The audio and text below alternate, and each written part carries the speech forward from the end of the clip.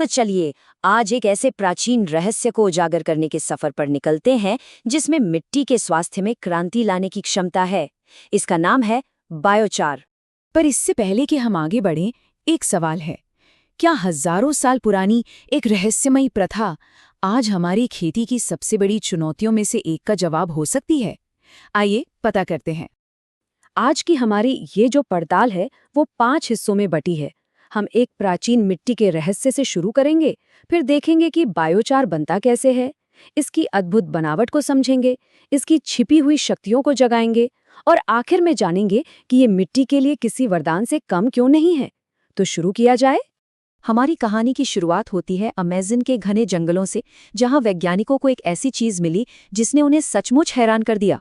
उन्हें मिली एक अविश्वसनीय रूप से उपजाऊ काली मिट्टी, जिसे वहां टेरा प्रेटा या काला सोना भी कहा जाता है। तो जब वैज्ञानिकों ने इस मिट्टी की जांच की तो एक बात बिल्कुल शीशे की तरह साफ हो गई। इस खास मिट्टी में आसपास की साधारण मिट्टी के मुकाबले कई गुना ज्यादा कार्बन था। यही वो गुप्त सामग्री थी जो इसे इतना शक्तिशाली बना रही थी। और सबसे दिलचस्प बात जानते हैं क्या थी? ये कार्बन कोई कुदरती चीज नहीं थी। ये हजारों सालों से वहां रह रहे आदिवासी लोगों की एक बहुत पुरानी प्रथा का नतीजा था, जो अपनी जमीन को एक खास तरह के चारकोल से और बेहतर बनाते थे। तो सवाल ये उठता है कि ये जादुई चारकोल, जिसे आज हम बायोचार कह रहे हैं, ये आखिर बनता कैसे है? इसका राज एक ऐसी प्रक्रिया में छिपा है जहां आग तो जलती है पर ऑक्सीजन की कोई जगह नहीं होती। इस प्रक्रिया का एक खास नाम है पाइरोलिसिस। अब ये सुनने में भले ही मुश्किल लगे, पर इसका मतलब सीधा सा है। किसी भी जैविक चीज जैसे खेती का कचरा या लकड़ी को बहुत ज्यादा तापमान पर, मतलब 600 से 1000 डिग्री सेल्सियस पर गर्म किया जाता है, लेकिन सबसे जरूरी शर्त यह है कि वहां ऑक्सीजन बिल्कुल नहीं होनी चाहिए। तो होता क्या है, पहले जैविक कचरा इकट्ठा किया जाता है, उसे एक बंद कंटेनर में बहुत ज्यादा गर्म किया जाता है। गर्मी से उसमें मौजूद वाष्प, टार और गैसें तो निकल जाती हैं, और पीछे जो चीज बचती है वो है शुद्ध ठोस कार्बन। यही है बायोचार। और क्योंकि वहां ऑक्सीजन होती ही नहीं, तो कुछ भी जलकर राख नहीं होता, बस उसका रूप बदल जाता है। अच्छा, अब जो चीज बायोचार को सच में खास बनाती है ना, वो है इसकी बनावट। अगर हम इसे एक माइक्रोस्कोप के नीचे रखकर देखें तो एक पूरी अलग ही दुनिया नजर आती है। और सच कहूं तो बायोचार का सारा राज इसी एक लाइन में छिपा है। इसकी पूरी की पूरी शक्ति इसके खोखलेपन, यानी इसकी स्पंज जैसी बनावट में है, जिसमें लाखों छोटे छोटे छेद होते हैं। और ये जो बनावट है, ये अविश्वसनीय रूप से टिकाऊ होती है। ये इतनी मजबूत होती है कि छोटे से छोटे जीव जैसे बैक्टीरिया या फंगस इसका कुछ नहीं बिगाड़ सकते। वो इसे तोड़ ही नहीं पाते। इसका सीधा सा मतलब ये है कि एक बार अगर इसे मिट्टी में डाल दिया तो ये हजारों साल तक वहीं रहेगा, लगातार अपना काम करता हुआ। ये मिट्टी के लिए एक स्थायी निवेश की तरह है। पर रुकिए, कहानी में एक ट्विस्ट है।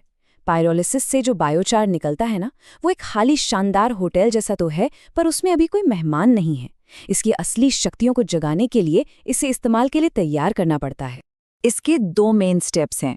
पहला है एक्टिवेशन, जिसका सीधा सा मतलब है इसके छेदों यानी होटल के कमरों की अच्छी तरह सफाई करना।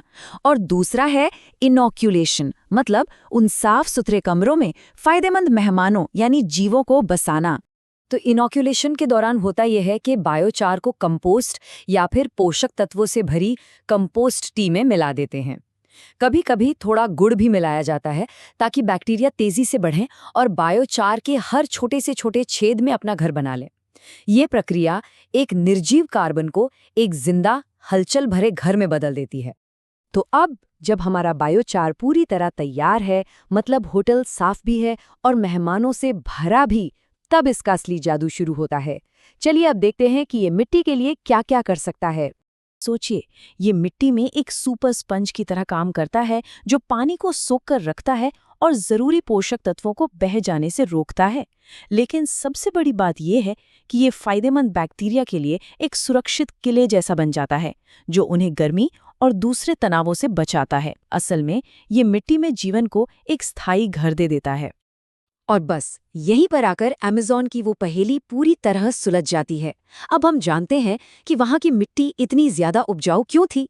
क्योंकि बायोचार ने पोषक तत्वों और पानी को सहेज कर रखा और साथ ही मिट्टी के सबसे जरूरी जीवों को एक सुरक्षित घर दिया। इन दोनों चीजों के मिलने से ही वो काला सोना तैयार हुआ। तो ये सब जानने के बाद एक बड़ा सवाल हमारे सामने आकर खड़ा होता है। जिस तकनीक ने हजारों साल पहले अमेज़न के जंगलों को इतना समृद्ध बनाया, क्या वही तकनीक आज हमारी आधुनिक खेती के भविष्य को भी सुरक्षित कर सकती है? इस पर विचार करना तो बनता है।